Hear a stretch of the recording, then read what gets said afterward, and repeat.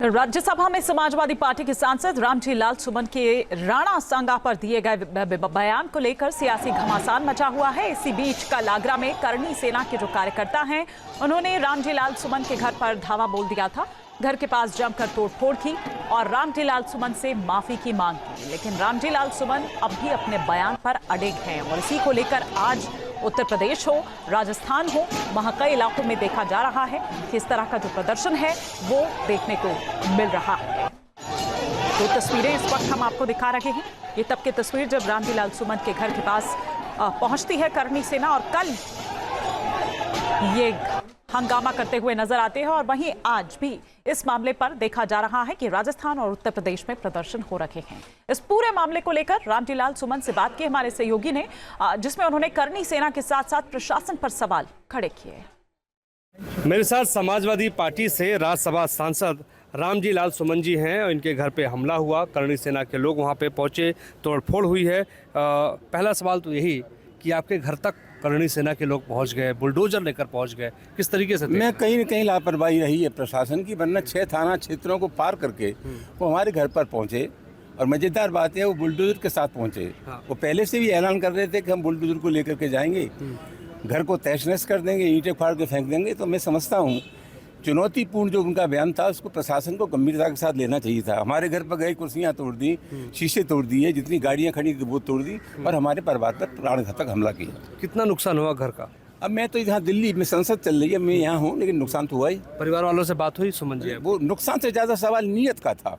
वो हमारे परिवार को बर्बाद करने आए थे, परिवार को नुकसान करने आए थे। सुमन जी, काफ़ी अरसे से मैंने आपको देखा है संसद के भीतर, आप बहुत पुराने सांसद हैं यहाँ के। सवाल ये उठता है कि अब करणी सेना के लोग बोली लगा रहे हैं कि जो जुबान काट के लाएगा उसको इतनी रकम देंगे, जो जो जो कान काट के लाएगा इतनी रकम देंगे। ये बाद में बोली क्यों लगा रहे हैं? मेरी उनसे विनम्र आग्रह है कि वो मेहरबानी करके सामने इन सब चीज़ों को करें तो ज़्यादा अच्छा होगा। एक आखिरी सवाल मैं पूछूंगा कि सुरक्षा व्यवस्था को लेकर भी आपने जो है गुहार लगाई है।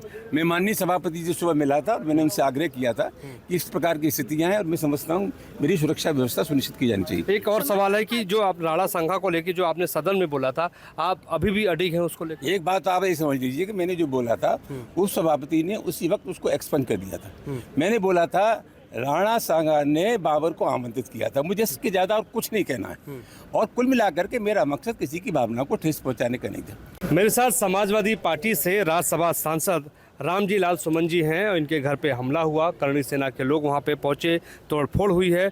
पहला सवाल तो यही कि आपके घर तक करणी सेना के लोग पहुँच गए, बुलडोजर लेकर पहुँच गए, किस तरीके से? मैं कहीं न कहीं लापरवाही रही है प्रशासन की, वरना 6 थाना क्षेत्रों को पार करके वो हमारे घर पर पहुँचे और मजेदार बात है वो बुलडोजर के साथ पहुँचे। हाँ। वो पहले से भी ऐलान कर रहे थे कि हम बुलडोजर को लेकर के जाएंगे, घर को तहस-नहस कर देंगे, ईंटें फाड़ के फेंक देंगे। तो मैं समझता हूँ चुनौतीपूर्ण जो उनका बयान था उसको प्रशासन को गंभीरता के साथ लेना चाहिए था। हमारे घर पर गई कुर्सियां तोड़ दी, शीशे तोड़ दिए, जितनी गाड़ियां खड़ी थी वो तोड़ दी और हमारे परिवार पर प्राणघातक हमला किया। कितना नुकसान हुआ घर का? अब मैं तो यहाँ दिल्ली में संसद चल रही है, मैं यहाँ हूँ, लेकिन नुकसान तो हुआ ही। परिवार वालों से बात हुई सुमन जी? वो नुकसान से ज्यादा सवाल नीयत का था।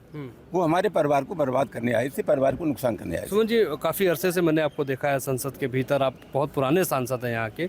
सवाल ये उठता है कि अब करणी सेना के लोग बोली लगा रहे हैं कि जो जुबान काट के लाएगा उसको इतनी रकम देंगे, जो जो जो कान काट के लाएगा इतनी रकम देंगे। ये बाद में बोली क्यों लगा रहे हैं? मेरी उनसे विनम्र आग्रह है कि वो मेहरबानी करके सामने इन सब चीज़ों को करें तो ज़्यादा अच्छा होगा। एक आखिरी सवाल मैं पूछूंगा कि सुरक्षा व्यवस्था को लेकर भी आपने जो है गुहार लगाई है।